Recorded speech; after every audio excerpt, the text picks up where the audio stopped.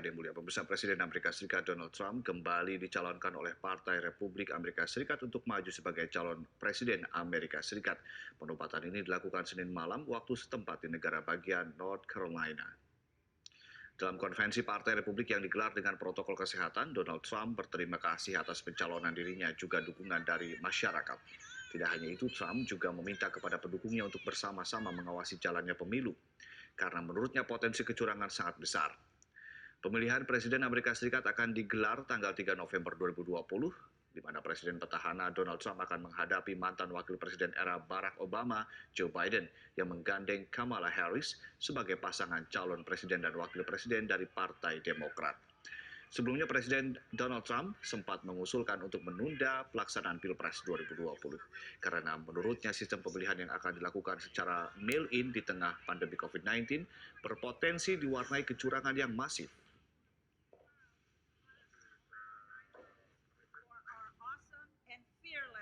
President Donald J.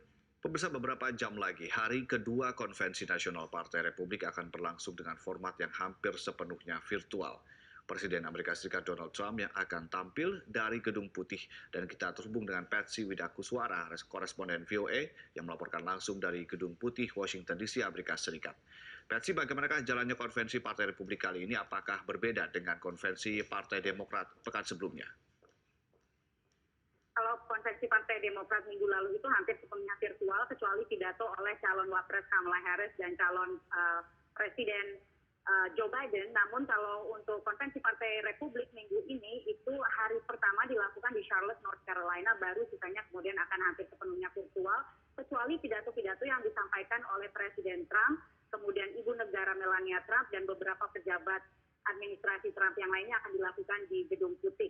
Malam ini Melania Trump akan menyampaikan pidatonya untuk membujuk rakyat Amerika Serikat untuk memilih kembali suaminya untuk masa jabatan kedua. Dengan tema yang akan disampaikan adalah The Land of Freedom and Land of Opportunity, yang menggambarkan bagaimana di bawah pemerintahan Presiden Trump ini rakyat Amerika Serikat akan bisa mendapatkan hal yang lebih baik dibandingkan apabila memilih lawannya Joe Biden tentunya. Ya, Patsy, lalu apa tema utama dari Konvensi Partai Republik? Ya, jadi tema utamanya adalah yang tadi saya sebutkan, Land of Opportunity, Land of Freedom. Bagaimana Presiden Trump bisa memberikan kesempatan bagi seluruh rakyat Amerika Serikat, bukan hanya mereka yang merupakan pendukungnya, namun juga kaum yang selama ini dinilai kurang mendukung Presiden Trump, termasuk kaum kulit hitam dan kemudian juga kaum Hispanik. Nah, ini khususnya tentunya dilakukan dalam situasi di mana pandemi sangat merebak di Amerika Serikat, lebih dari 175.000 orang meninggal dunia dan lebih dari 5 juta warga terinfeksi, dan tentunya juga dalam kondisi di mana Amerika mengalami kesulitan ekonomi yang sangat masif karena pandemi. Jadi pesan yang ingin disampaikan juga adalah bahwa Presiden Trump sudah berusaha sekuat mungkin untuk menangani masalah pandemi ini, meskipun kita tahu kalau dari jajak pendapat mayoritas rakyat Amerika Serikat tidak setuju dengan caranya menangani pandemi ini. Patsy, pada hari kedua konvensi ini Menteri Luar Negeri Amerika Serikat dijadwalkan untuk menyampaikan pidatonya untuk konvensi Partai Republik dari Yerusalem. Apakah ini lazim? Ini sangat tidak lazim. Biasanya yang namanya Menteri Luar Negeri itu tidak melakukan aktivitas politik secara terbuka, apalagi dari luar negeri. Nah, ini Mike Pompeo yang berada di Timur Tengah untuk menekankan pencapaian pemerintahan Presiden Trump, khususnya dalam membantu mencapai normalisasi hubungan antara Uni Emirat Arab dengan Israel. Ini baru negara ketiga negara Arab ketiga yang memiliki hubungan dengan Israel setelah Jordan dan juga Mesir. Nah, ini sangat ditekankan sebagai langkah menuju perdamaian Israel dan Palestina yang lebih besar, karena sebagai bagian dari kesepakatan tersebut adalah penghentian aneksasi pencaplokan wilayah Israel oleh Palestina. Sekali lagi ini tidak lazim, karena ini kan sebenarnya kegiatan kampanye ya, tapi kegiatan kampanye ini dilakukan di luar negeri dan dengan backdrop Yerusalem. Anda ingat beberapa bulan yang lalu pemerintah Presiden Donald Trump memindahkan ibu kota Israel dari Tel Aviv ke Yerusalem, Presiden Amerika pertama yang melakukan hal tersebut. Jadi ini memang kontroversial dan banyak dikritik, namun juga banyak dipuja oleh para pendukung Presiden Trump. Ya. Di tengah pandemik dan juga krisis ekonomi pada masa pemerintahan Trump, bagaimana respon terhadap pencalonan kembali Trump sebagai calon presiden?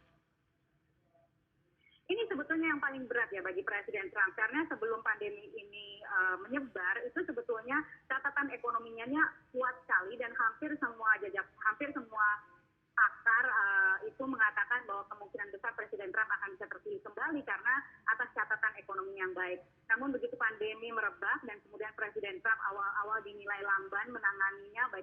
testing, mengakui keseriusan pandemi ini sendiri dan juga dampak ekonomi yang terjadi setelah pandemi tersebut dinilai lamban dan tidak tegas untuk melakukan lockdown, melakukan protokol kesehatan dan sebagainya.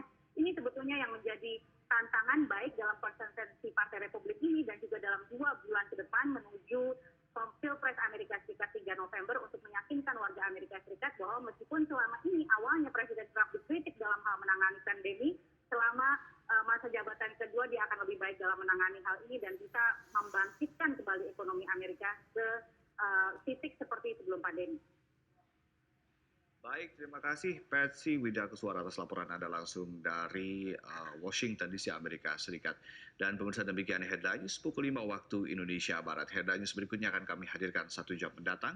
Metro Pagi Prime Time. Kami lanjutkan kembali.